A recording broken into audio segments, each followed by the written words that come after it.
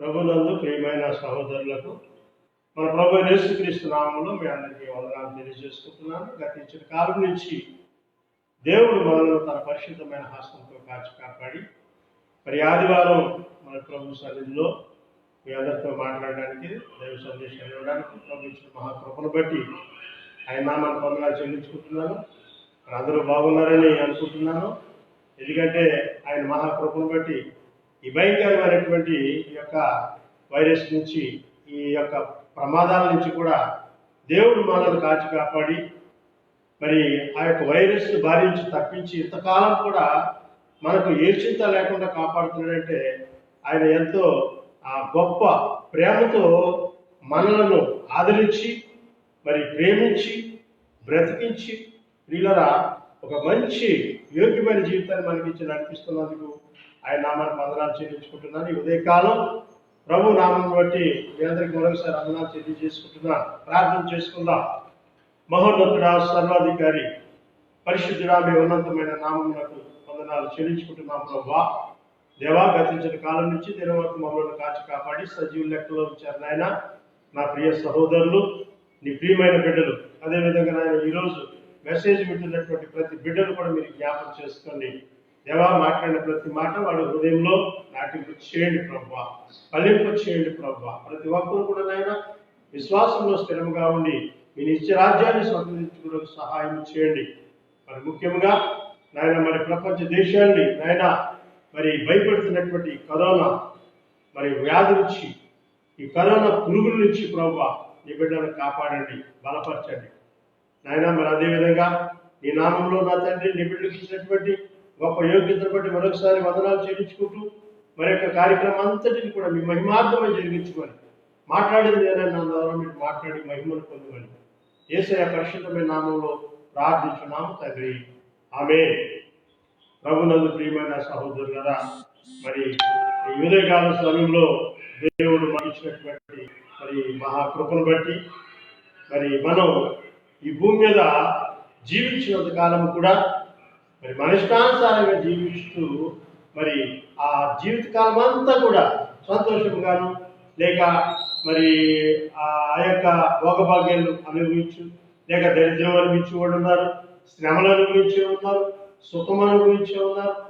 ఎవరైనా సరే వాళ్ళు గొప్పవాళ్ళైనా ధనవంతులైనా ఎవరైనా కూడా మరి చివరికి ఒక నిత్య జీవాన్ని స్వతంత్రించుకోవాలి. కాబట్టి మరి నిత్య జీవం అనేది అంత ఈజీగా వచ్చేది కాదు. సరే, ఏదన్నా ఒక గృహం కట్టుకోవాలన్నా సంపాదించుకుని శ్రమపడు బిజినెస్ చేస్తూ ఏది చేస్తూ దాన్ని సంపాదించుకోగలుగుతాము. రెండవది ఒక వ్యాపారం చేయగలుగుతాము, లాభాలు సంపాదించగలుగుతాము. ఇంకా అనేక మంది స్నేహితులు సంపాదించుకోగలుగుతాం, బంధువులు సంపాదించుకోగలుగుతాము, అన్ని సంపాదించుకోగలుగుతాం. కానీ నిత్య జీవం సంపాదించుకోవాలంటే వీళ్ళరా తప్పనిసరిగా ప్రభు యొద్దకు రావాల్సిందే, దేవుని వాక్యం దగ్గరికి రావాల్సిందే.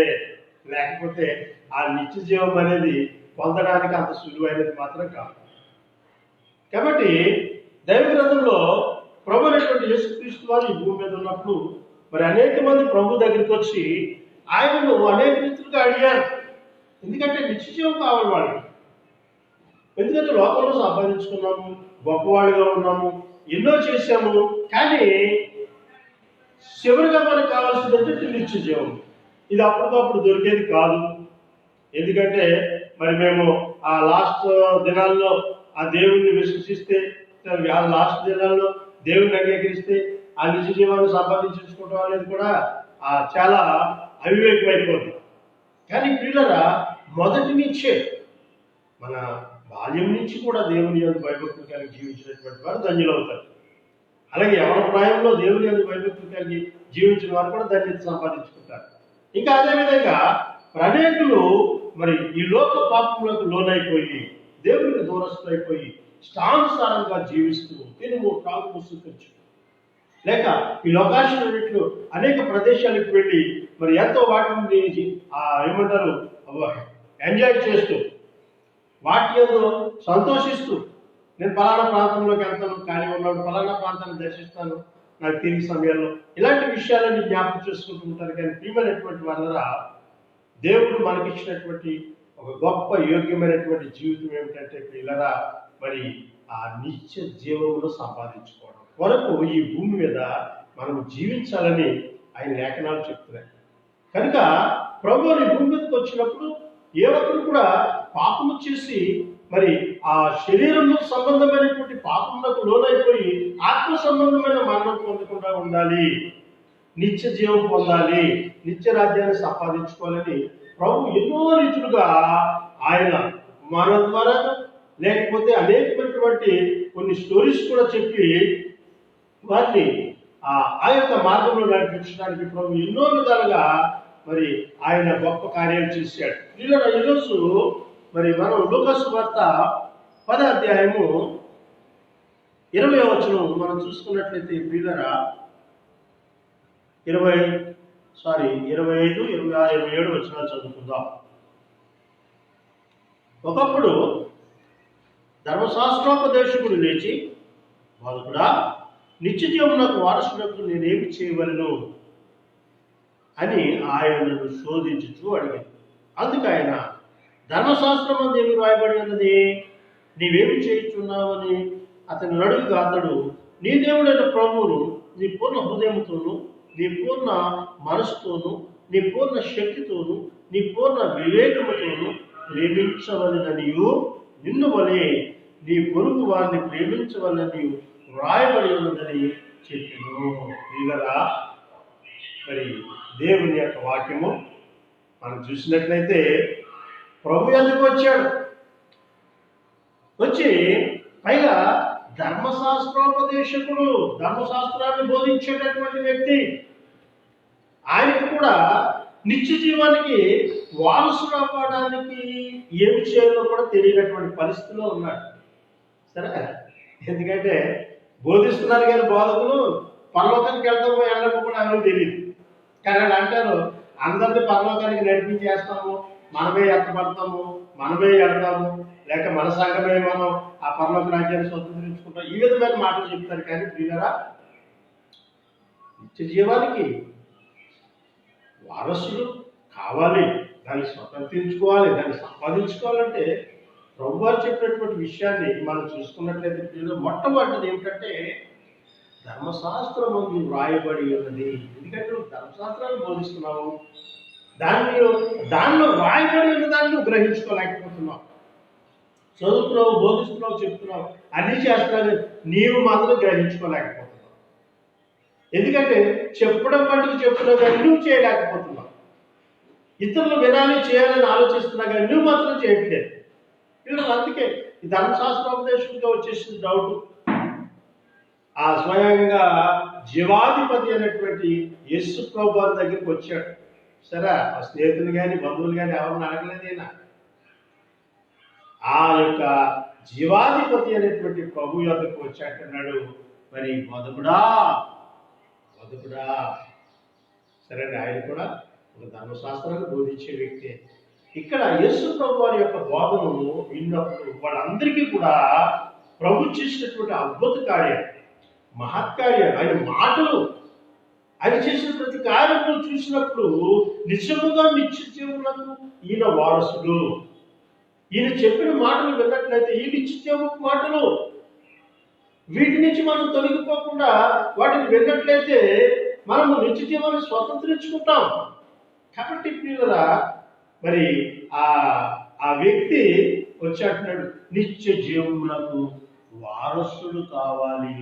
ప్రియులరా, నిత్య జీవానికి వారసుడు అవడం అంటే అది మామూలు విషయం అయితే కాదు, ఒక దినంలో జరిగిపోయేది కూడా కాదు కదండి. ఏదన్నా ఒక బహుమానం పొందాలంటే ఏదో ఒక పందెంలో మనము పాలు పొంది ఆ ఒక దినంలో బహుమానాన్ని పొందేస్తాం.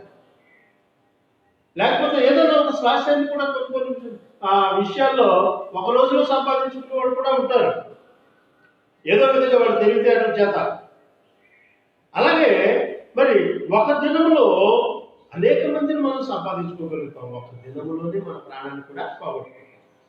కానీ ఈ ప్రాణాన్ని పోగొట్టుకున్నప్పుడు ప్రియమైనటువంటి వాళ్ళరా, ఇదేంటంటే ఈయన ఎప్పుడు కూడా ప్రాణం పోతుంది అంటారేంటి, మనం ఇంకా ఈ లోకంలో ఎంతో హాయిగా బతకాలి, ఏమో చేయాలనుకుంటున్నాం. కానీ పిల్లల ఈ లోకంలో జీవించినంత కాలము శ్రమలే తప్ప, శోధనలే తప్ప, బాధలే తప్ప, ఇంకా ఈ లోకంలో ఉన్నంత కాలం కూడా ఇతరుల చేత మనం దూషించబడ్డమే తప్ప, ఇతరుల చేత మనము మరి ఆ గొప్పవారు అనిపించుకోలేవు, మంచివాళ్ళు అనిపించుకోలేవు.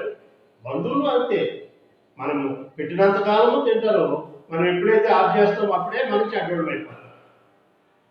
అంతే. ఎందుకంటే మన సంఘానికి వచ్చే ఆ విశ్వాసులు కూడా వారి యొక్క సేవకుని యందు నమ్మకం ఉంచరు కొంతమంది. ఆ సేవకునే పరిశోధన చేస్తూ ఉంటారు, పరీక్షిస్తూ ఉంటారు. వీడు ఎలా బ్రతుకుతున్నాడు, ఎలా ఉంటున్నాడు, ఇది ఆలోచిస్తారు. కానీ ఆయన మనం ఏం చేయాలని ఆలోచన మాత్రం కలిగి ఉంటారు.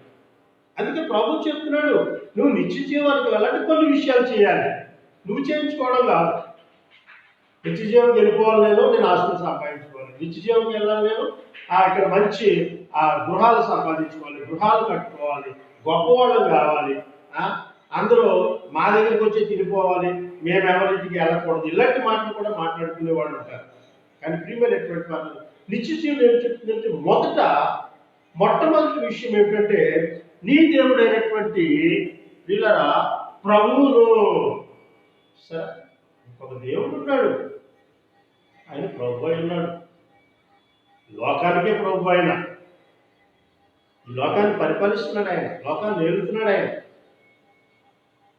ఆయన ఈ లోకానికే ప్రభు అయి ఉన్నాడు. ఆ ప్రభువు విషయంలో మనం ఏం చేస్తున్నాము? ఆ ప్రభు విషయంలో ప్రియమైనటువంటి వాళ్ళ మరి పూర్ణ హృదయముతో దేవుని దగ్గరికి వచ్చి, ఏదో ఆయన నమ్ముకున్నాములేండి, లేకపోతే కొన్నాళ్ళు నమ్ముతామంటే పనులు అయితే ఉంటాం, లేకపోతే వెళ్ళిపోతాం. ఇలాంటి విషయాలు కాదు. చాలా మంది ఉన్నారు ఇలాంటి వాళ్ళు. కొంతకాలం నమ్ముతారు, తర్వాత తప్పిపోతూ ఉంటారు. ఆ ఉన్నంతకాలం కూడా చాలా చాలా విశ్వాసం ఉంటారు, చాలా కార్యాలు చేస్తారు. వాళ్ళు చెప్పని కూడా చేసేస్తూ ఉంటారు సంఘంలో. మేము గొప్ప కార్యాలు చేసేసామంటారు. యేసు ప్రభు శిష్యులు కూడా ఓ సందర్భంలో అన్నారు. వాళ్ళు ఏమన్నారంటే, దేవా నీ నామంలో దెయ్యాలను నిలగొట్టేశాము, నీ నామంలో ఆ రోగులు స్వస్థపరిచాము, అద్భుతాలు చేసేసామయ్యా. సరే, ఇవి గొప్ప కార్యాలు ఇవేనండి. గొప్ప కార్యాలు చేసేసామన్నప్పుడు ప్రభు ఏమన్నాడంటే, ప్రియమైనటువంటి వాళ్ళరా మరి ఇవన్నీ చేయడం కాదు, కానీ మీరందరూ కూడా మరి నా యొక్క శరీరాన్ని తినాలి అని చెప్పాడు. అప్పుడు వాళ్ళకి డౌట్ వచ్చేసి, సరే, ఎందుకంటే ఈ వాళ్ళకి చేతనైన పనులు చేసినంత కాలం కూడా గొప్ప అనుకుంటారు, కానీ దేవునికి ఇష్టమైన పని చేయాలంటే మాత్రం కష్టమైపోతుంది. ఇక్కడ దేవునికి ఇష్టమైన పని ఏముంది? హృదయం కోరుకుంటున్నాడు. నీ యొక్క పైరూపాన్ని కోరుకోవట్లేదు ఆయన. ఒక మంచి అందంగా ఉండాలి, లేకపోతే ఒక తెలివిగా ఉండాలి, వాళ్ళు చూస్తేనే మరి చర్చికి అందం వచ్చేయాలి, లేదా సంఘానికి అందం వచ్చేయాలని చూడాలి ఆయన. ఆయన ప్రతి ఒక్కరిని కూడా, పుట్టివారిని, గుడ్డివారిని, అలాగే కురీపుల్ని, అందమైన వాళ్ళని, అందహీనుల్ని, వీళ్ళందరినీ కూడా ఆయన ఎందుకు నిర్మించుకున్నాడంటే వాళ్ళ ఏమైనా ఆనందిస్తున్నాడు. ఎందుకంటే ప్రియమైనటువంటి వాళ్ళరా, ఒక గుడ్డివాడు బ్రతుకుతున్నాడు, వాడు బ్రతుకుని చూసి ఆయన ఆనందిస్తున్నాడు. ఒక గుడ్డివాడు బ్రతుకుతున్నాడు, ఆ చీకటిలోనే వాడు ఏ విధంగా నడవాలి, ఎక్కడికి నడవాలి, ఇవన్నీ కూడా మైండ్లో ఉండిపోతాయి. వాని యొక్క దేవుడు ఆనందిస్తున్నాడు. అలాగే ఇక్కడ ఒక సౌందర్యవంతురాలైన స్త్రీ గాని పురుషుడు గాని వాని యొక్క కూడా ఆయన ఆనందిస్తున్నారు. ఆ బిడ్డలు సౌందర్యంగా ఉన్నారు. అలాగే వాళ్ళ పిల్లలు అందహీనముగా ఉన్నా సరే, నల్లగా ఉన్నా, ఎలా ఉన్నా కూడా ఆయనకి ఇష్టమే ఉన్నారు. వాళ్ళు పై రూపాన్ని ఆయన చూడట్లేదు, హృదయాన్ని కోరుకుంటున్నాడు. మన హృదయం కావాలి. మన దైవగ్రంథంలో అనేక మంది స్త్రీల గురించి విన్నాం. ఎస్తేరు రాణి, ఆవిడ పెద్ద అందమైన స్త్రీ అని. మరి రూతు, ఇలాంటి వాళ్ళందరినీ చూసినప్పుడు పిల్లరా వాళ్ళు ఎంత అందంగా ఉన్నారో మనకి తెలియదు, మనం చూడలేదండి, మనం ఊహించుకుంటున్నాం అంతే. కానీ ఆ దినాల్లో వాళ్ళు ఎలా ఉన్నారో దేవుడు తప్ప మనకు తెలియదు. కాబట్టి ప్రియమైనటువంటి వాళ్ళరా, దేవుని యొక్క వాక్యం ఏం చెప్తుందంటే, నీ దేవుడైన ప్రభువును నీ నీ పూర్ణ మనసుతో, నీ పూర్ణ శక్తితో. సరే, నీ పూర్ణ హృదయము దేవునికి కావాలి. నీ హృదయం దేవునికి కావాలంతే. మన హృదయము దేవునికి ఇవ్వకుండా లోకం వైపే ఉంచితే ఈ హృదయం ఏమైపోతుందో మనకే తెలియదు కదా. హృదయం అన్నిటికంటే మోసకరమైనది, బహువ్యాధి కలది అంటాడు ఇర్మియా గ్రంథంలో. సరే, హృదయం అన్నిటికంటే మోసకరమైనది, అంతేకాకుండా వ్యాధి కలిగి ఉందంట అది. కాబట్టి మరి మన హృదయము దేవునికి ఇవ్వకుండా ఆ హృదయాన్ని మనం అలాగే లోకంలో పేస్ చేసుకుని ఉంచుకుంటే, ఆ లోకంతో మనం సర్చ్ చేసుకుని ఉంచుకుంటే, ఆ హృదయానికి ఏం కావాలంటే ఆ అందమైన ప్రదేశాలు కావాలి, గొప్ప గొప్ప రుచికరమైన పదార్థాలు కావాలి, మంచి వస్త్రాలు, మంచి నగలు. సరే, లోక సంబంధమైనటువంటి ఆలోచనలోకి వెళ్ళిపోయినప్పుడు ఇవన్నీ కావాల్సి ఉంటాయి. అదే దైవ కార్యములు లేక దేవుని కార్యాలు ఆలోచిస్తూ ఉంటే నీ హృదయంలో దేవుని వాక్యమే ఉంటుంది. దేవుని వాక్యం ఉంటే ఏమి మనకు అవసరం లేదు. డబ్బు సంపాదించాలనుకుంటాం కదా, దానివల్ల వ్యర్థమండి. కోట్లు సంపాదించుకున్న వ్యర్థమే, ఎంత సంపాదించుకున్న వ్యర్థమే, దానికోసం ప్రయాసపడడం కూడా వ్యర్థమే. చాలా మంది సంపాదన చనిపోయిన తర్వాత ఏమి తీసుకెళ్ళలేరు చివరికి వీళ్ళరా. కాబట్టి నిత్య జీవము అనేది మనకి కావాల్సి ఉన్నది. కాబట్టి దేవుని నీ పూర్ణ హృదయముతో, నీ పూర్ణ మనసుతో, పూర్ణ శక్తితో, పూర్ణ వివేకము, మనసు శక్తి కూడా. సరే అండి, శక్తి కూడా దేవుడి కార్యం చేయాలంటే శక్తి ఉండాలి. ఆ చేద్దాంలో వెళ్దాంలే అంటే వెళ్ళలేము. ప్రభు సన్నిధికి వెళ్ళాలి. ఆ వెళ్దాం బతికించామనుకోండి, మరి అక్కడికి వస్తేనే కదా వాక్యం వింటాము, అక్కడికి వస్తేనే కదా ప్రభు కార్యం చేస్తాము. మన గృహంలో మనం ఏం చేస్తాము, మన ఇష్టానుసారంగా మనం. కాబట్టి ప్రియమైనటువంటి వాళ్ళారా, దేవుని వాక్యం ఏం చెప్తుందంటే పూర్ణ హృదయంతో, పూర్ణ ఆత్మతో, పూర్ణ శక్తితో నీ దేవుడైన ప్రభువును నీవు ప్రేమించాలి, నిన్ను వలె నీ పొరుగు వారిని ప్రేమించాలని వ్రాయబడి. సరే, నిన్ను వలె నీ పొరుగు వారిని కూడా ప్రేమించాలి. పొరుగువాడు ఎవరంటే ఇప్పుడు మనకి పొరుగువాడు ఎవరంటే మనం ఆలోచిస్తే ప్రియులరా ఎవడో కాదు, మన క్రైస్తవులే మన పొరుగువాడు అయిపోయారు ఇప్పుడు. సరే, ఒకే గ్రామాల్లో చూస్తే 4-5 సంఘాలు ఉంటాయి, ఒక గ్రామంలో 10 సంఘాలు ఉంటాయి.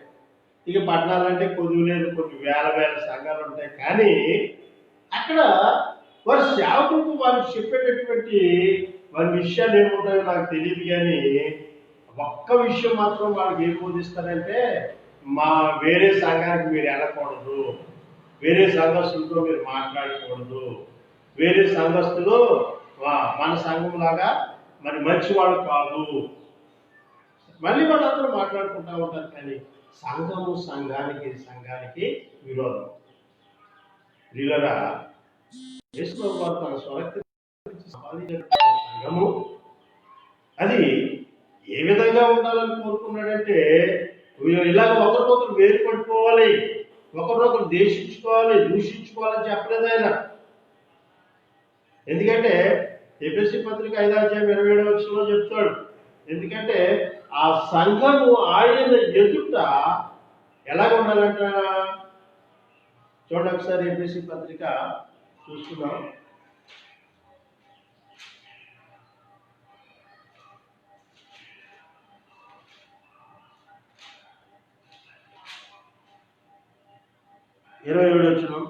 క్రీస్తు కూడా సంఘమును ప్రేమించి, యేసు ప్రభు వారి సంఘాన్ని ప్రేమించు.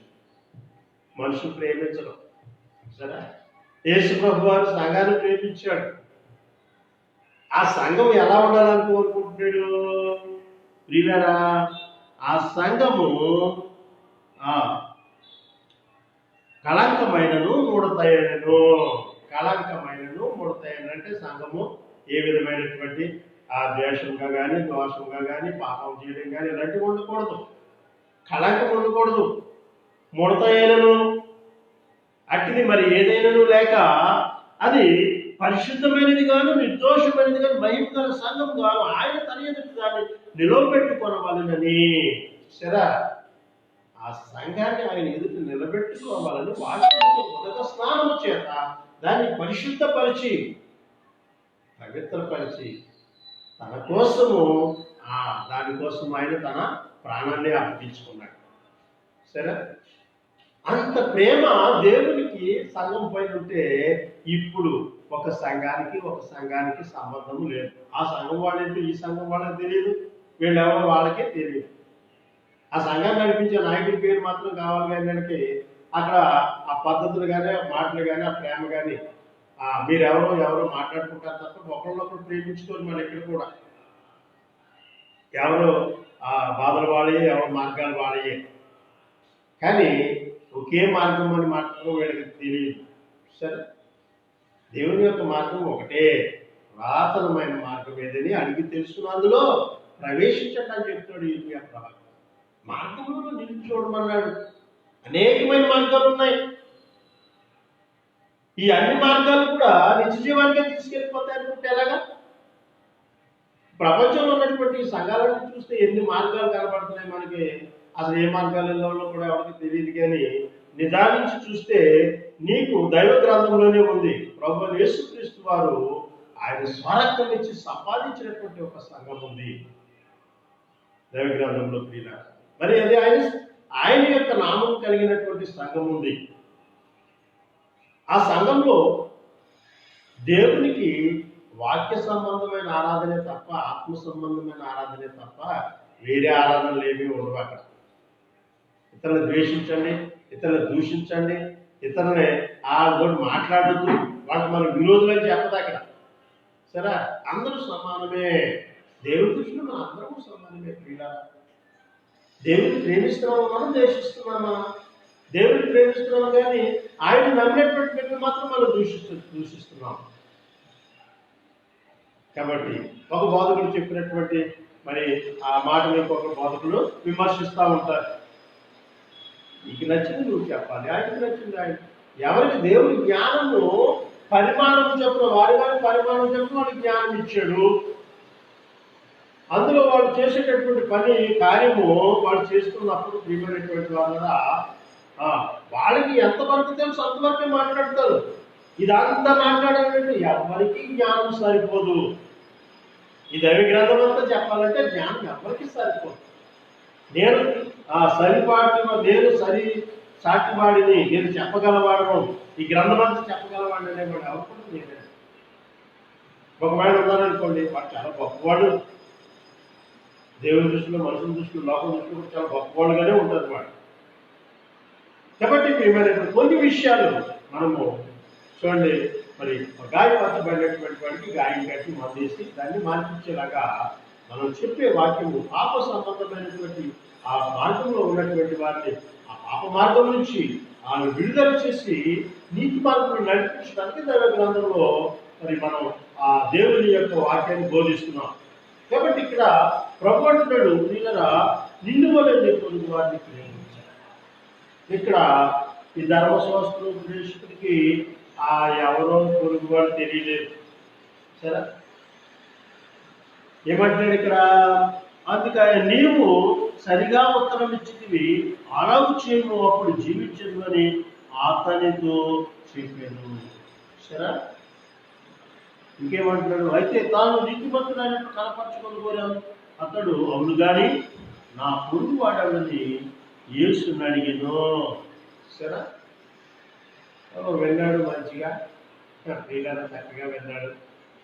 దేవుడిని పూర్ణ హృదయంతో, పూర్ణాత్మతో, పూర్ణ శక్తితో సేవించాలని బాగానే ఉంది. కానీ ఇక్కడ నిన్ను వలె నీ పొరుగు వారిని ప్రేమించమన్నాడు. సరే, మన ఇంటి పక్కడికి మాట్లాడుకో, మన డ్యూటీ చేస్తే ఫ్రెండ్స్తో మాట్లాడుకో, ఆ తోటి పనులతో మాట్లాడుకో, ఒక్కోసారి బంధువులతో కూడా సరిగ్గా మాట్లాడుకోకుండా బంధువులతో కూడా విరోధంగా ఉంటాం. ఇలాంటి కార్యాలన్నీ కూడా పిల్లరా దేవుడికి విరోధమైనవి, విరుద్ధమైనవి. మంచి కార్యాలు చేయాలి పిల్లరా.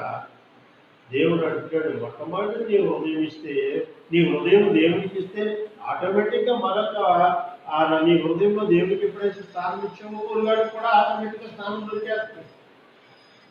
ఎప్పుడైతే నువ్వు దేవుడిని ప్రేమించావో ఇతరులు ప్రేమించగలుగుతావు. చూసారా, మన లాక్డౌన్లో ఎన్ని బాధలు, ఎన్ని శ్రమలు, పలకరించే దిక్కులేదు. చాలా మంది సోదరులు ధనవంతులు ఉన్నారు, గొప్ప వాళ్ళు ఉన్నారు, కానీ పలకరించే దిక్కులేదు. ఎలా ఉన్నాడు సహోదరుడు ఫోన్ చేసుకోవడం లేదు. సరే, సేవకుడికి ఎంత భయంకరమైనటువంటి శోధన. సేవకుల్లో కూడా గొప్పలు ఉన్నారు. కొన్ని మన సహోదరుడు ఎలా ఉన్నాడు కనీసం సారి పలకరిద్దామని ఆలోచన లేదు.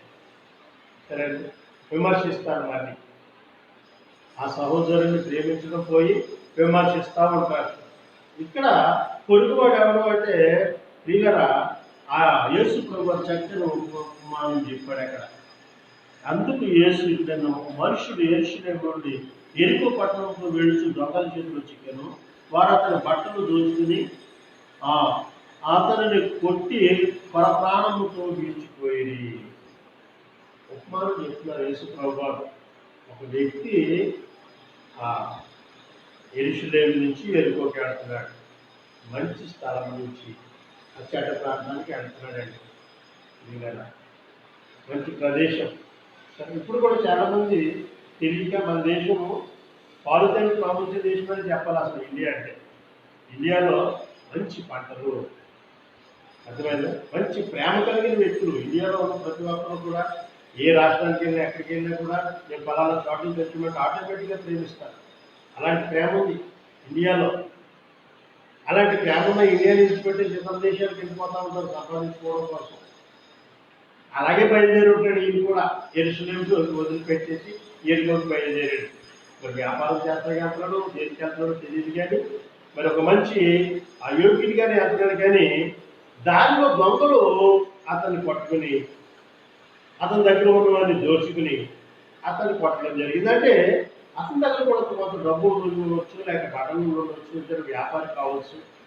మరి ఆ మార్గంలో వెళుతూ ఆ యెరికోలో మనం ఒక మంచి మరి బిజినెస్ నిమిత్తమేతను, దేని నిమిత్తమేతను గాయపరచబడ్డాడు. అలాంటి సమయంలో పిల్లరా 32వ వచనం, ఆ సమయంలో ఆ త్రోవను వెళ్ళి చోతను చూచి ప్రక్కగా పోయేరు. యాజకత్వం చేసేటటువంటి వాడు ఆ పక్క నుంచి వెళుతూ వెళుతూ కూడా ఆ గాయాలతో బాధపడుతున్న వ్యక్తిని చూసి చూడనట్టుగా, తనకి ఏమి తెలియనట్టుగా ఆ పక్క నుంచి వెళ్ళిపోయాడు. అంతే. తర్వాత మరొక వ్యక్తి, ఇంకొక వ్యక్తి ఎవరు ప్రియమైనటువంటి వాళ్ళని మనం చూస్తే, అలాగనే లేవీయుడు ఒక చోటుకి వచ్చి చూచి ప్రక్కగా వెళ్ళిపోయేదు. లేవీయుడు కూడా వచ్చాడు. వీళ్ళందరూ కూడా దేవుని సన్నిధిలో దేవునికి మరి యాజకత్వం చేసేటటువంటి వారు, మరి దేవుని యొక్క ధర్మశాస్త్రాన్ని బోధించేవారు, ఇతరులను ప్రేమించాలని చెప్పేటటువంటి వాడు, ఇతరులకు సహాయం చేయాలని చెప్పేటటువంటి వారు. అలాంటి వాళ్ళు ఎదురు చూసి చూడనట్టుగా పక్క నుంచి వెళ్ళిపోయారు. ఆ పక్క నుంచే వెళ్ళిపోయారు. అయితే పిల్లరా, ఆ సమయంలో అక్కడ అయితే ఒక సమరయుడు ప్రయాణం అయిపోవచ్చు. అతడు పడిన చోటుకు వచ్చి అతను చూచి అతని మీద జాలిపడి దగ్గరగా పోయి నూనెయు ద్రాక్షరసం పోసి అతని గాయకులను కట్టి తన వాహనం మీద ఎక్కించుకొని. సరే అండి, సమరయుడు అంటే దేవుడిని ఎరిగినటువంటి వారు. సరే, అంటే అన్యులు అనుకోవాలి మనం. వాళ్ళకి తెలియదు, ప్రేమ తెలియదు, ఇతరులను ప్రేమించడమో తెలియదు, ఇతరులను గౌరవించడమో తెలియదు, ఇతరులకి సహాయం చేయడం అంతకన్నా తెలియదు. వాళ్ళు తినాలి, బ్రతకాలి, ఉండాలి, అంతే. వాళ్ళు ఇంకా మంచి మాటలు అసలు వినరంటే వాడు సమరయులు అంటే వాడు. ఎందుకంటే ఇతరులు చెప్పేది వినరు. అలాంటి సమరయుడు పాపం ఆ దారంతా పోతూ అక్కడ ఆ కొత్త దెబ్బలు తిని గాయపరచబడి పడి ఉన్నటువంటి ఆ వ్యక్తి దగ్గరికి వచ్చి ఆ సమరయుడు ఏం చేశాడంటే మొదట అతనికి ఏం చేశాడంట, దగ్గరకు పోయి నూనెయు ద్రాక్షారసమును పోసి అతని గాయములను కట్టి, చూసారా అతని దగ్గర నూనె ఉంది, ద్రాక్షారసము ఉంది. ఎందుకంటే ఆ దినాల్లో ప్రయాణమై వెళ్ళాలంటే మరి వాళ్ళు ఆ గాడిదల్లో ఒడ్డుల్లో ఉపయోగించుకునేవారు, లేక కాలినడకన వెళ్ళేవారు. మరి ఇప్పుడైతే మరి కారులోను విమానాల్లో చాలా స్పీడ్, ఎక్కడికైనా వెళ్ళాలంటే ఒక గంటలో, మనం ఒక గంటలో వెళ్ళాలంటే ఒక ట్యాక్సీ మీద బయలుదేరితే గంట వెళ్ళిపోతారు. ఇంకా ఇంకా ముందు వెళ్ళిపోవాలంటే ఫ్లైట్లో వెళ్ళిపోతున్నారు. అంత స్పీడ్ అయిపోయింది. అప్పుడు అలా కాదు, ప్రదేశం నుంచి ఇంకో ప్రదేశానికి ఒక రోజు పట్టొచ్చు, 2 రోజులు పట్టొచ్చు, 3 రోజులు పట్టొచ్చు, అలా ప్రయాణం చేసుకునే ఉండేవారు. మరి ఆ ప్రయాణంలో వాళ్ళకి ఆహారం కావాలి, నీళ్లు కావాలి, లేక కొంచెం నూనె, ద్రాక్షరసం, ఇవన్నీ కూడా వాళ్ళు ఆ దగ్గర పెట్టుకుని ప్రయాణం చేసేవారు. ఈ సమరయుడు కూడా అదే విధంగా ప్రయాణం చేస్తూ వెళ్తున్న సమయంలో గాయపరచబడినటువంటి వ్యక్తిని చూసి ప్రియమైనటువంటి వాళ్ళ గాయములు కట్టి నూనె అక్షరసం పోసి అతనిని తన యొక్క మరి ఆ వాహనము మీద ఎక్కించుకొని, అంటే ఆయన వెళ్ళేటటువంటి వాహనం, మరి అది గాడిలో గొడవైపోతే ఒంటో తెలియదు నీళ్ళరా, మొత్తం మీద ఒక వాహనం ఎక్కించి తీసుకెళ్ళి కోళ్ళు, అంటే మనకి ఇప్పుడు ఉన్నటువంటి హోటల్స్, రెస్టారెంట్లు ఎలా ఉన్నాయో ఆ దినాల్లో ఆ మార్గ మధ్యలో చిన్న చిన్న ఆ ప్రదేశాల్లో, మన గ్రామాలు కావచ్చు, లేకపోతే ఎక్కడైనా సత్రములు కావచ్చు, అలాంటి ప్రదేశాల్లో ఎవరైనా రాత్రి వేళ బస చేయడానికి ఏదైనా ప్రాంతంలో వచ్చినటువంటి ఆ బాటసారులకి, ఆ వెళ్ళేటటువంటి ప్రయాణికులకి వాళ్ళు ఆ భోజనం సిద్ధపరిచేవారు. ఆ పూటకింతని తీసుకునే వాళ్ళకి భోజనం సిద్ధపరిచేవారు అన్నమాట. మరి వాళ్ళ దగ్గరికి తీసుకెళ్ళి ఆ సమరుడు ఏం చేసాడంటే, ప్రియమైనటువంటి వాళ్ళరా ఆ పూట కూడా వాడి ఇంటికి తీసుకెళ్ళి అతను పరామర్శించిన మరునాడు 2 దేనాములు తీసి ఆ పూట కూడా వాడికి ఇచ్చి, ఎందుకంటే ఆ రోజంతా అతనితోనే ఉన్నాడు, ఒక రోజంతా అతనితో ఉండి మనవాడు బయలుదేరాడు. ఎందుకంటే మన ప్రాణాలతో వదిలేసాడు, అతను చచ్చిపోతాడేమో, ఏమవుతాడో అని జాలిపడి తన ప్రయాణాన్ని మానుకుని, తన పనులు మానుకుని, తన దగ్గర ఉన్నటువంటి ఆ ఉన్నదానితో అతనికి పరిచయం చేసి మరలా అతని కొరకు ప్రియమైనటువంటి వాళ్ళరా 2 దేనారములను తీసి ఆ పూట కూడవానికి ఇచ్చి అతన్ని పరామర్శించుము, నీవు ఇంకేమైనా ఖర్చు చేసిన పక్షమున నేను మరలా వచ్చినప్పుడు అది నీకు తీర్చిదని అతనితో చెప్పిపోయాను. మరలా వచ్చినప్పుడు ఏమైనా నువ్వు ఖర్చు పెడితే ఆ బ్యాలెన్స్ డబ్బు నేను నీకు ఇస్తాను, నీవైతే మరి ఇతన్ని జాగ్రత్తగా చూసుకో అని చెప్పేసి ఆయన మార్గాన్ని వెళ్ళి, అప్పుడు ప్రభు అంటున్నాడు, కాగా దొంగల చేతిలో చిక్కిన వారికి ఈ ముగ్గురులో ఎవరు పొరుగువాడని నీకు తోచినది. యేసు అడుగుగా అతని మీద జాలి పడిన వాడే అని. అందుకు యేసు, నీవు వీళ్ళు ఆలోచించమని అతనితో చెప్పాను. ప్రియమైనటువంటి దేవుని బిడ్డలారా, ఈ విషయాన్ని మనం చాలాసార్లు విన్నాం, కానీ ఎన్నిసార్లు విన్నా కూడా దేవుని వాక్యాన్ని ఏం చేస్తామంట, ఎన్నిసార్లు విన్నా విడిచిపెట్టేస్తా ఉంటాం. ఎందుకంటే ఈ పక్క నుంచి ఈ చివాట వెంట ఈ చివాట విడిచిపెట్టేస్తా ఉంటాం. అంటే అలాగని ఇప్పుడు మనకు ఒక పొరుగువాడు దొరకాలి, వాడికి సేవ చేయాలని కాదు. ప్రస్తుత పరిస్థితుల్లో మన సహోదరులు మనం ప్రేమించలేకపోతున్నాం, అలాగే దేవుడిని కూడా ప్రేమించలేకపోతున్నాము. ఏదైనా ఒక విపత్తు వచ్చినప్పుడు, ఏదైనా ప్రాబ్లం వచ్చినప్పుడు, ప్రమాదం వచ్చినప్పుడే దేవుని అధికంగా మనం వేడుకుంటాం తప్ప దాని నుంచి తొలగిపోయామనుకోండి ఇక ఎవరి మాట వినం. ఎందుకంటే ఏమి లేదు, మనకి ప్రమాదం లేదు, ఏ ప్రాబ్లము లేదు, మనకు అన్ని విధాలుగా దేవుడు మనకి సమకూర్చేసాడు. ఇక మనం హ్యాపీగా ఉండొచ్చు, మనము మన కుటుంబాలు మన ఇష్టానుసారమైన కార్యక్రమాల్లో పాల్పొందొచ్చు, అక్కడికి వెళ్ళొచ్చు, ఇక్కడికి ఇవే ఆలోచన తప్ప క్రీడగా మన తల్లి గర్భంలో మనము పిండంగా రూపింపబడక మునిపే దేవుడు మనల్ని గుర్తించి అక్కడి నుంచి ఈ తల్లి గర్భంలో దేవుడు నిన్ను 9 నెలలు అక్కడ నిన్ను కాపాడాడు. నీకు ప్రాణం ఇచ్చి ఆ 9 నెలలు నీకు ఆహారం ఇచ్చి ఆ 9 నెలలు కూడా నిన్ను ఆ దినదినము కూడా నిన్ను అభివృద్ధి చేసి నీకు అన్ని అవయవాలు ఒక మంచి ఆ యోగ్యతలు ఇచ్చి దేవుడు బయటకు తీసుకొచ్చేసాడు. అక్కడి నుంచి నీ బ్రతుకు కాలం అంతా కూడా ఆయన కాపాడుతూనే ఉన్నాడు. ప్రతి దినమును ఆయన కాపాడుతున్నాడు. మనం గ్రహించుకోవడం లేదు. ప్రతి దినం కూడా దేవుడు కాపాడుతూనే ఉన్నాడు మనల్ని. మనం గ్రహించుకుంటున్నామా? మనం చేసే క్రియలు మనకి ఆ మంచివారు మనం అనుకుంటున్నాం, కానీ అవి దేవుడి దృష్టిలో ఏ విధంగా ఉన్నాయో మనం తెలుసుకోలేక వీళ్ళరా మొదట దేవుని వాక్యం ఏం చేస్తుందంటే మన దేవుడు ప్రభువును పూర్ణ హృదయంతో సేవించాలి. 2 నెలలుగా చాలా మంది ప్రార్థనకి దూరం అయిపోయారు, వాక్యానికి దూరం అయిపోయారు. అక్కడక్కడ మెసేజ్లు వింటున్నారు కానీ అవి వినరు. లైవ్ మెసేజ్లు వినండి అంటారు, చర్చిలోనే సరిగ్గా వాక్యం వినరు. లైవ్ మెసేజ్ ఏమి వింటారండి? ఆఖరి వరకు మెసేజ్ ఒక అరగంట గంట చెప్తాం, ఈ అరగంట గంట కూడా వినరు. ఎందుకంటే వాళ్ళకి సమయం ఉండదు. అదే ఒక సీరియల్ కానీ లేదా ఒక స్టోరీ కానీ ఆ ఆరు బయట ఎక్కడన్నా వాళ్ళ ఈదులు ఏదైనా ఒక దెబ్బలాట కానీ అయితే రోజంతా ఉండిపోతారు అక్కడ. తర్వాత నెక్స్ట్ ఏం జరుగుతుందని చూస్తూనే ఉంటారు. నెక్స్ట్ ఏం జరుగుతుంది మన జీవితానికి ఆలోచించడం. నెక్స్ట్ ఏంటి? ఇప్పుడు కరోనా వచ్చింది, తర్వాత ఇంకోటి రావచ్చు. ఆల్రెడీ కొన్ని వచ్చి తుఫాన్లు వచ్చి కొట్టుకుపోతున్నాయి, భూకంపాలు వచ్చి చచ్చిపోతున్నారు. కరువు కాటకాలతో ప్రజలు ఏమంటారు, కడుపులు కాలిపోయి ఆహారం లేక చచ్చిపోతున్నారు ఆత్మహత్య చేసుకుని.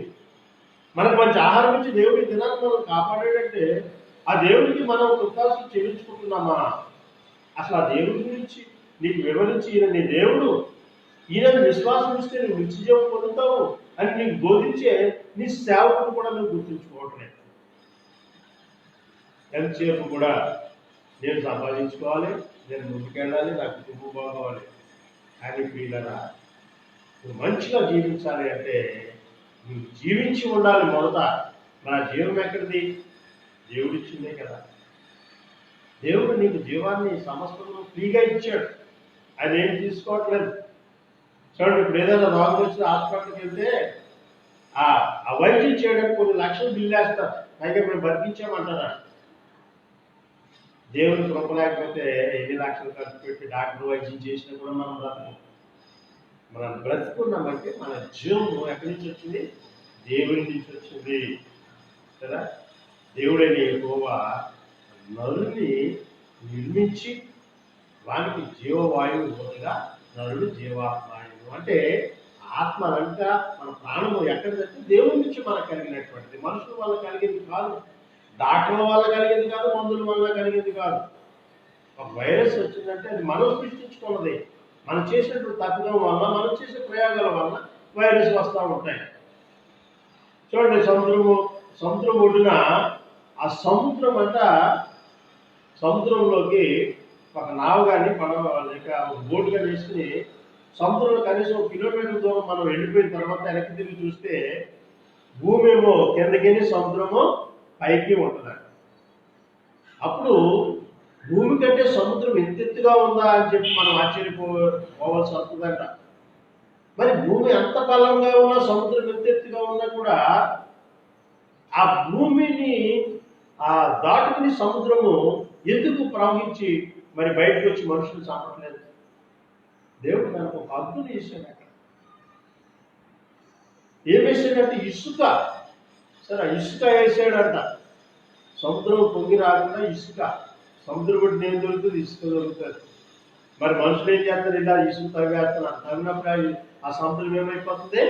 ముందుకు వచ్చేస్తున్నారు. సముద్రం రాకుండా దేవుడు ఇసుకే సాగితే ఆ ఇసుక తవ్వేస్తున్నారు, ప్రాణాల మీదకి తెచ్చుకుంటున్నారు, గ్రామాలకు కొట్టుకుంటే ఎల్లరిపాటి గ్రామం ఎక్కడ తెలియనటువంటి ఆ పరిస్థితులకు వచ్చేస్తారు. కొన్ని కిలోమీటర్లు ఆ సముద్రం ముందుకు రావడం జరుగుతుంది. దీనిలో మన జ్ఞానం కాదు, దేవుని యొక్క జ్ఞానం, మహాజ్ఞాని ఆయన. సముద్రమును ఆఫ్ చేయడానికి ఒక ఇసుకను ఆయన ఏర్పాటు చేశాడు. అదేవిధంగా నీ ప్రాణం చుట్టూ ఆయన కంచె వేశాడు, నీ చుట్టూ ఒక కంచెను వేశాడు ఆయన. నువ్వు ఆయన తెలుసుకోకపోయినా కూడా నేను బ్రతికిస్తానంటే దానికి గల కారణం ఎప్పటికైనా నీవు నీ దేవుడైన ప్రభు నీవు గుర్తిస్తావు అని. నాకు ఒక నిత్య జీవం కావాలని ఎప్పటికైనా నువ్వు తెలుసుకుంటావని దేవుడు నీ కొరకు ఇన్ని సిద్ధపరిచాడు. మరి నీవే ఏమి మరి ఆ సిద్ధపాటులో ఉంటున్నావు ప్రియమైనటువంటి వాళ్ళ. అదేవిధంగా మరి మార్క్స్ వార్త 10:11 వచనంలో కూడా ఇదే విధంగా ఒక చక్కని మాట ఉంది. ఒక వ్యక్తి అక్కడ కూడా యేసు ప్రభువు వారి దగ్గరికి వచ్చాడు.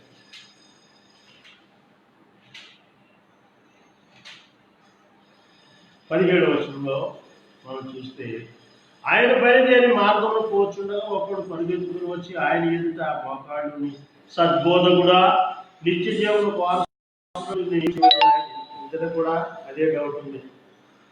ఎవరితను వెళుతున్నప్పుడు ఒక్కడు అంటే అతను ఎవరో అని చెప్పలేదు, కానీ ఒక యవనస్తుడు కావచ్చు, లేకపోతే ఒక వ్యక్తి యేసు ప్రభువు దగ్గరికి పరిగెత్తుకుంటూ వచ్చాడట. మామూలుగా కాదు, ఆయన వెళ్ళిపోతున్నాడు. మరి త్వరకాలు కదా, వెళ్ళిపోతున్నప్పుడు వచ్చేటాడు, సద్బోధకుడా, మంచి బోధకుడా. ఏమంటాడు? మంచి బోధకుడు అయ్యాను. ఎందుకంటే నువ్వు చెప్పిన మాటలు అనేక మంది వచ్చి వింటున్నారు, నువ్వు చేసే కార్యం చూస్తున్నారు, కాబట్టి నువ్వు మంచి బోధకుడు, నీకు తెలిసి ఉంటుంది నిత్య జీవం గురించి. కాబట్టి నిత్య జీవానికి వారసుడు అయిపోవాలంటే యాక్టింగ్ చేసి, అంటే దాన్ని స్వతంత్రించుకోవాలి, సంపాదించుకోవాలి, వారసుడు అవ్వాలి. కాబట్టి నేనేం చేయాలని ఆయన అడిగాను. అందుకు యేసు, నేను సత్పురుషుడని ఎలా చెప్తున్నావు? దేవుడు అప్పుడే కానీ మరి ఎవరు సత్పురుషుడు వాడు. సరే, సత్పురుషుడు ఎవరు? దేవుడే, మనుషులు ఎవరు కాదు. మనుషులు వీళ్ళు పెట్టుకుంటారంటే గొప్పవాడిని అని, గొప్ప ఆయన గొప్ప జ్ఞాని అంటారు, లేకపోతే ఆయన అపోస్తలుడు అంటారు, ప్రవక్త. సరే, మనిషి ప్రవక్త అయితే దేవుడు జ్ఞానం ఇచ్చి పంపించిన ప్రవక్తలు ఆయన కోసం బతికారు. ఇప్పుడు ప్రవక్తలు ఏళ్ళ కోసం బతుకుతున్నారు. సరే, ఒక ప్రవక్త రావాలంటే కొన్ని అక్కడ ఉండే 1000 మంది మనుషులు వెళ్ళేవాళ్ళు ఉండాలి. ఆయన కూడా కనీసం ఒక 50-60 మంది ఆయన పరివారం ఉండాలి ప్రవక్త రావాలంటే. ఆయన 4-5 కార్లు, పెద్ద పెద్ద మరి మాట్లాడడానికి ఇన్స్ట్రుమెంట్స్, డ్యాన్స్ వేసుకోవడం, ఇవన్నీ కూడా పెద్ద గ్రూప్. అప్పుడు ప్రవక్తలకి ఏమీ లేవు, తినడానికి తిండి కూడా లేదు.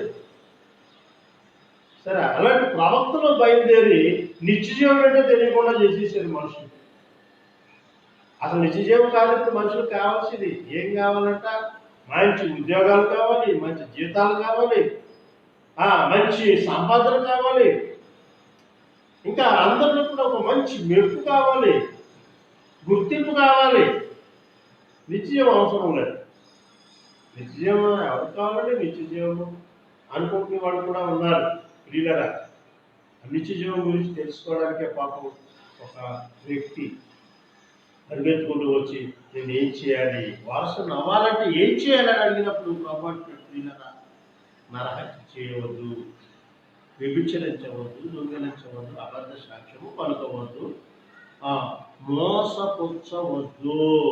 సరే, ఇవన్నీ కూడా నిత్య జీవానికి ఆటంకం కలిగించేవి. నరహత్య అంటే మనుషుని చంపడమే కాదు. యోహాను పత్రిక అంటాడు, తన సహోదరుని ద్వేషించువాడే నరహంతకుడు అంటాడు. అంటే సహోదరుని ద్వేషించి కూడా ప్రేమించాలి. ఇంతవరకు చెప్పుకున్నాం మనం. పొరుగువాడిని ప్రేమించాలి, సహోదరుని కూడా ప్రేమించాలి, సహోదరుని ద్వేషించకూడదు. చాలా మంది సహోదరులు ద్వేషిస్తూ ఉంటారు. ఒకే సంఘానికి వెళ్ళేవాళ్ళే ఒకరికొకరు ద్వేషించుకుంటూ ఉంటారు. అని అలాగే వెళ్ళేలాగా పిల్లరా, ఒక సంఘానికి వెళ్ళేవాడు మరి ఒకే దేవుని బిడ్డలాడు అందరూ కూడా క్రీస్తు యొక్క రక్తంలో కడగబడి పరిశుద్ధపరచబడి ప్రభు కొరకు జీవించేవాడు. అలాంటి వాళ్ళు సహోదరుని ప్రేమించకపోతే వాళ్ళు ఆటోమేటిక్గా నరహంతులతో సమానం అని చెప్తున్నాడు అక్కడ యోహాను భక్తుడు. ప్రియులు, అదేవిధంగా ఇక్కడ ఏం చేయాలంటే నరహత్య చేయవద్దు, వ్యభిచరించవద్దు, దొంగిలవద్దు, అబద్ధ సాక్ష్యం పలకవద్దు, మోసపుచ్చవద్దు, నీ తల్లిదండ్రులను సన్మానింపుము అను ఆజ్ఞలు మీకు తెలియదు కదా అని అతనితో చెప్పాను. సరే, తల్లిదండ్రులు కూడా సన్మానించాలి. ఇవన్నీ కూడా ప్రియులరా మరి నీకు మొదటి నుంచి తెలుసు కదా అన్నప్పుడు అతనే ఏమంటున్నాడంటే, ప్రియులరా అందుకు అతడు బోధకుడా బాల్యం నుండి ఇవన్నీ అనుసరించేవిటని చెప్పాను. సరే, నేను ఇవన్నీ నా చిన్నప్పటి నుంచి చేస్తున్నానండి. నా చిన్నప్పటి నుంచి ఇవన్నీ చేస్తున్నా. మోసం చేయట్లేదు, వ్యభిచారం చేయట్లేదు, నేను నరహత్య చేయలేదు, దొంగతనం చేయలేదు, అబద్ధాలు ఆడలేదు, మా తల్లిదండ్రులు చాలా బాగా చూసుకుంటున్నాను, నేను వాళ్ళ విషయంలో ఏమీ లోటు చేయట్లేదే. యేసు ప్రభు అంటున్నారు ఇక్కడ, ప్రియులరా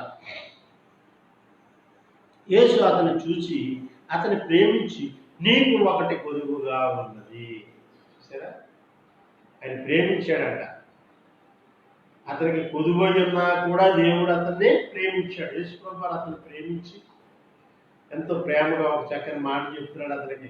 నిత్య జీవాన్ని స్వాతంత్రం తెచ్చుకోవాలంటే నువ్వేం చేయాలంటే తెలుసా? ఏమంటాడు? పిల్లరా చూడండి, నీవు వెళ్ళి నీకు కలిగినవన్నీ నీవు అమ్మి బేదలకిమ్ము, పరలోకమందు నీకు ధనం కలుగును, నీవు వచ్చి నన్ను వెంబడించమని చెప్పాను. వెళ్ళిపో, నీకు కలిగిన ఆస్తి అంతా అమ్మేసేయి.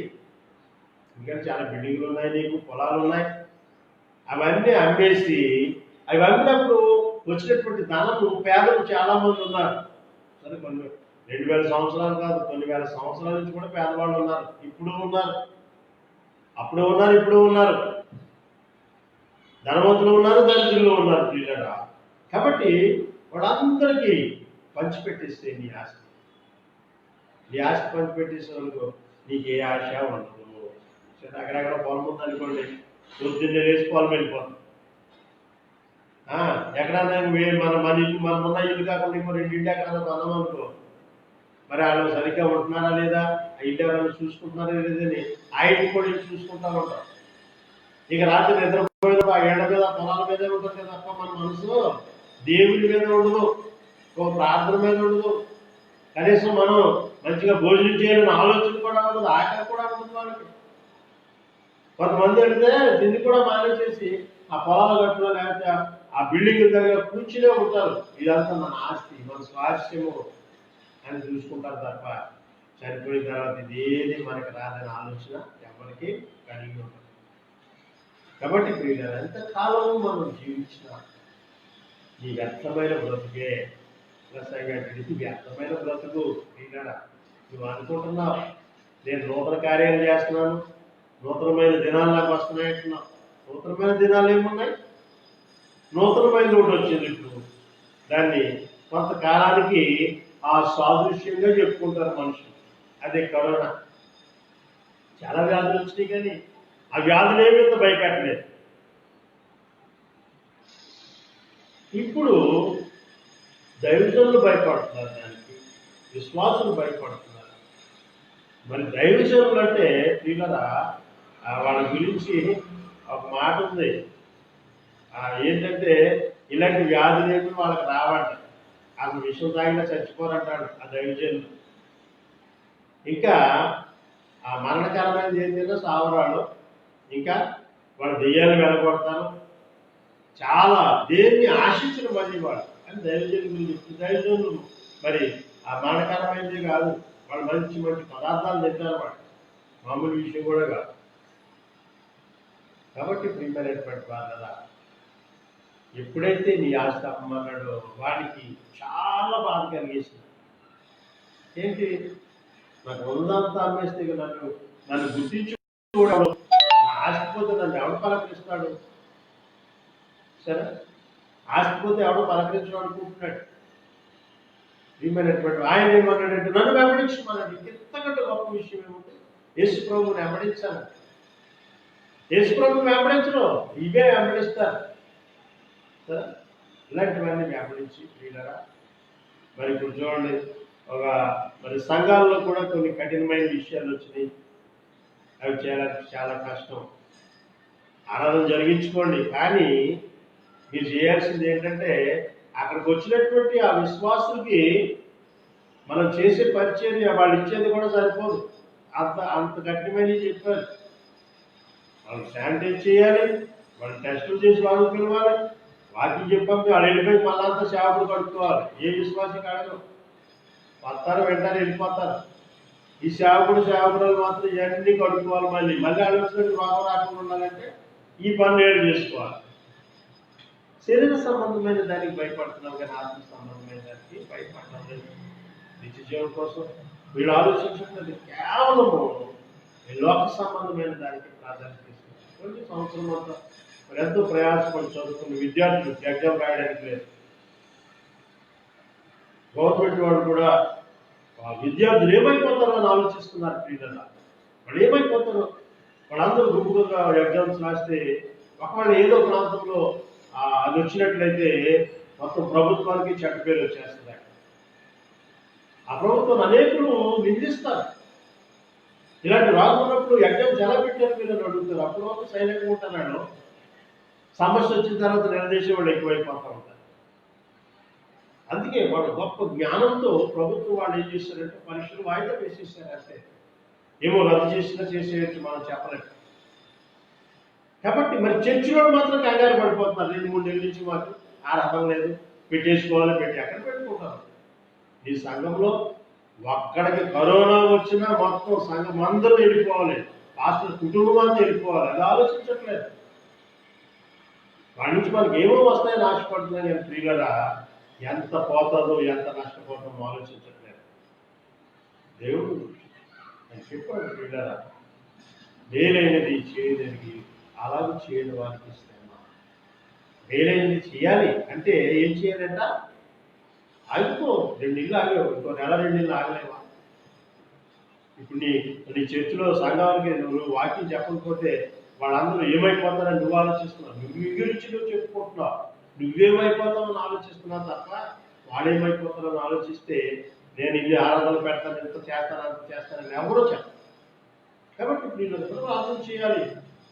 కేవలం ప్రార్థన చేయాలంటే ప్రభు ఈ భయంకరమైన స్వామి తొలగించుకొని ప్రార్థన చేయాలి.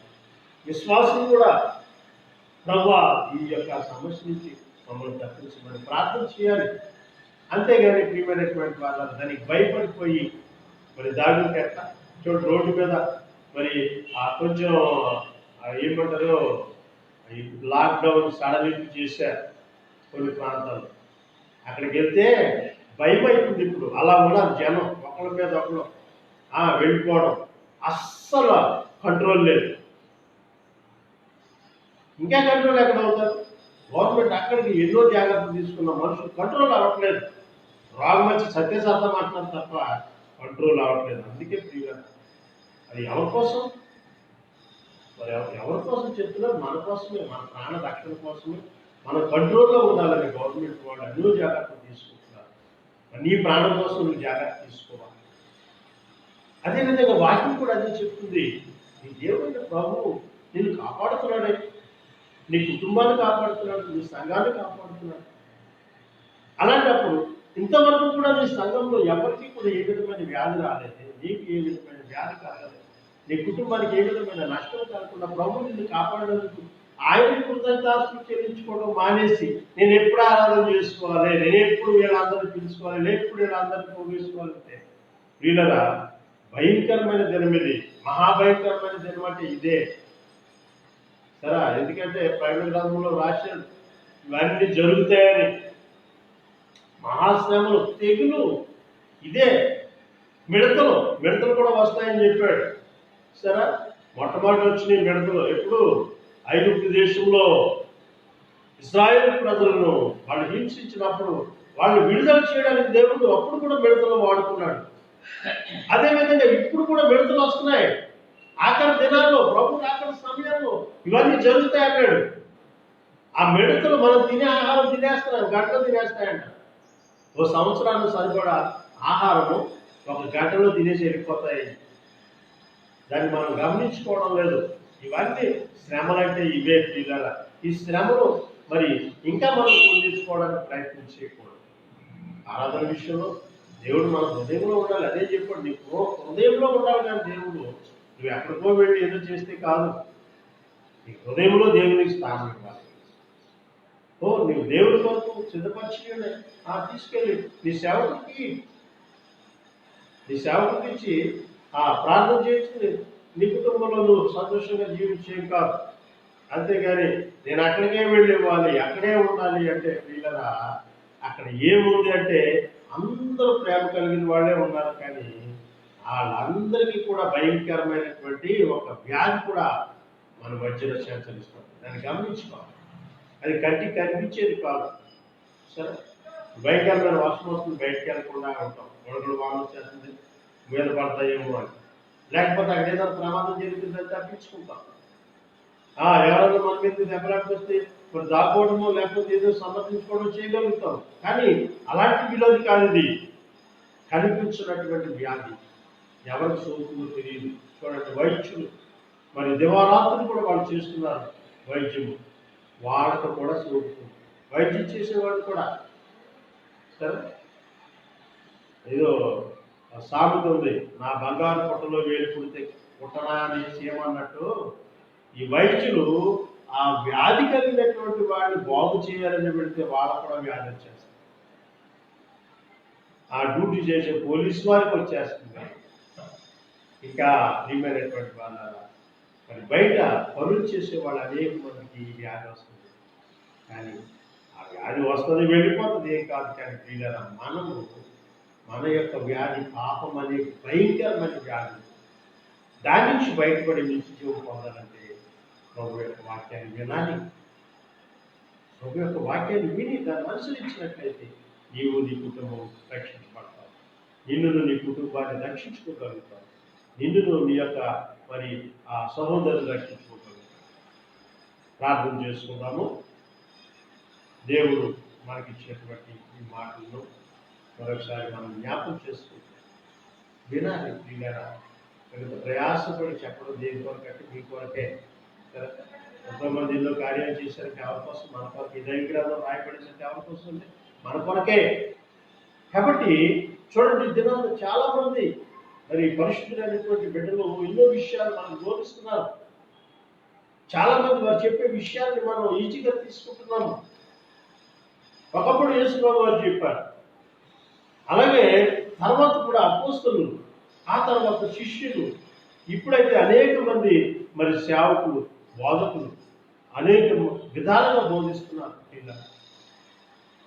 కొంతమంది అయితే మరి వాళ్ళ కోసం భోజనాలు పెట్టి బోధిస్తున్నారు. కొంతమంది అయితే మరి వాళ్ళకి అనేక విధాలుగా సహాయం చేసి బోధిస్తున్నారు. కొంతమంది అయితే మరి అనేక రీతులుగా బోధిస్తూనే వాళ్ళని మరి ఆ ప్రభు వైపు నడిపిస్తున్నారు. కాబట్టి ఆ ప్రభు మార్గాన్ని మనం సరళం చేసుకోవాలి. ప్రభు మార్గంలో నడుచుకోవాలి. ప్రభు మార్గంలో మనం ఉన్నట్లయితే మనము మన కుటుంబం ఆశీర్వదించాలి. ప్రార్థన చేసుకుందాం. తలలో వచ్చి కళ్ళు మూసుకున్నట్లయితే ప్రార్థన చేసుకుందాము. మరి మీరు కూడా అనుదినము మీ యొక్క హృదయములలోనూ మీ గృహాలలోనూ మరి ప్రభువును మన యొక్క రక్షకుడు, మన ప్రాణ రక్షకుడు, అలాగే మన కుటుంబ రక్షకుడు, మన దేశ రక్షకుడు, మన ప్రపంచాన్ని రక్షించే దేవుడే. ఆయనకి మనం ప్రార్థన విజ్ఞాపన చేసుకోవాలి. ప్రార్థించుకున్నాం. పరిశుద్ధుడా, మహోన్నతుడా, సర్వాధికారి, గణపతి, మీ ఉన్నతమైన నామమును వందనాలు చెల్లించుకుంటున్నాం. ప్రభువా, ఇంతవరకు చెప్పబడినటువంటి మాటలు నీ బిడ్డల హృదయంలో నాటింపు చేయండి. నిత్య జీవాన్ని స్వతంత్రించుకోవడానికి ఆయన వారి యొక్క హృదయాలు తెరవండి ప్రభువా. మరి ఆ మాటలు వినాలి ఆయన. అయ్యో మాకు పనులు ఉన్నాయి, లేకపోతే మాకు ఆ టీవీలో ప్రోగ్రాంలు ఉన్నాయి, ఇంకా లేకపోతే అనేక మరి ప్రయాణాలు ఉన్నాయి, లేక కొన్ని మంచి శుభకార్యాలు ఉన్నాయి, లేక ఏదో ఒక పని మీద తప్పించుకోకుండా ఆయన మీ పరిశుద్ధ లేఖనాలు విన్నట్లయితే, చెప్పండి ప్రతి మాట వారు విన్నట్లయితే నేను వారు బ్రతుకుతారు, ఆత్మీయంగా బ్రతుకుతారు. కాబట్టి బలపరచు. మొదట విని దాన్ని అర్థం చేసుకునేటువంటి శక్తిని, బలమును దయచేయండి ప్రభావ. ప్రతి కుటుంబాన్ని దీవించండి. సంఘంలో బిడ్డలను దీవించండి. సంఘం వెలుపటి వారిని దీవించండి ప్రభావ. అదేవిధంగా ప్రపంచ దేశంలో ఉన్నటువంటి మరి కరోనా వ్యాధిగ్రస్తులు ప్రభావ, వాళ్ళందరూ నయమవ్వాలి తండ్రి. వాళ్ళ కుటుంబాల్లో వారి పిల్లలు వాడి భార్యలు లేక వాడి భర్తలు, వాడి పిల్లలు, వాడి కుటుంబీకులు అందరూ కూడా ఎదురు చూస్తున్నారు. అయ్యో మా సోదరుడు లేక మా సోదరి హాస్పిటల్లో ఉంది, ఎలా ఉంది, అందరూ కూర్చున్నారు. వాడు వెళ్ళి పలకరించడానికి, పరామర్శించడానికి లేదు ప్రభువా, వెళ్ళి ఆ పేషెంట్ని చూసుకోవడానికి లేదు నాయన. మరి అలాంటి భయంకరమైన వ్యాధి, ఎందుకంటే ముట్టుకుంటే మళ్ళా అది వేడి మీద దాడి చేస్తుంది, వైద్యుల మీద దాడి చేస్తుంది. ఎంత భయంకరం తండ్రి, చాలా భయంకరమైనటువంటి స్థితిలో ఉండిపోయాము ప్రభావ. మేము భయపడిపోతున్నాము ఈ వ్యాధికి, దాన్ని తొలగించండి ప్రభావ నాయన. అలాగే వచ్చే ఆదివారం నుంచి ఆరాధన ప్రారంభించడానికి అనేక మంది దైవజనులు సిద్ధపడిపోయారు తండ్రి. మరిది మేలుకో కీడుకో తెలియదు కానీ నాయన, మీరైతే తండ్రి నీ సేవకులను కాపాడండి, మీ సేవకులు చేసే పనిని ఆశీర్వదించండి, సఫలం చేయండి ప్రభావ. విశ్వాసం కూడా సహకరించాలి, ప్రార్థనకు వచ్చేటప్పుడు వెళ్ళేటప్పుడు కూడా వారు సహకరించాలి ప్రభావ. వాళ్ళు ప్రార్థనకు వచ్చేటప్పుడు మాస్కులు వేసుకోవాలి, ఇంకా ఇక్కడంతా శానిటైజేషన్ చేయించుకోవాలి, టెస్టులు చేయించుకోవాలి, లోపలికి వచ్చి మరి వినాలి. చాలా జాగ్రత్తగా మనం పక్కలతో మాట్లాడతాం లేదు. దేవా, చాలా భయంకరమైన శోధన ఆయన ప్రభా. మరి ఈ దినాలు ఎప్పుడు తొలగిపోయి మరి మాకు ఒక స్వస్థత కలిగినటువంటి ప్రపంచాన్ని మరలా మాకు ఇస్తారో తెలియట్లేదు నాయన. ప్రపంచాన్ని స్వస్థపరిచే దేవుడు తండ్రి, మీకు అసాధ్యమైనది ఏమీ లేదు. అలాగే ఈ దైవజనులు వాక్యం బోధించినప్పుడు వారికి కూడా మీకు కంచెలు వేయండి ప్రభావ. మాట్లాడే ప్రతి మాట విన్నటువంటి వారు విశ్వసించి వారు కూడా నిత్యజీవం పొందడానికి సహాయం చేయండి ప్రభావ.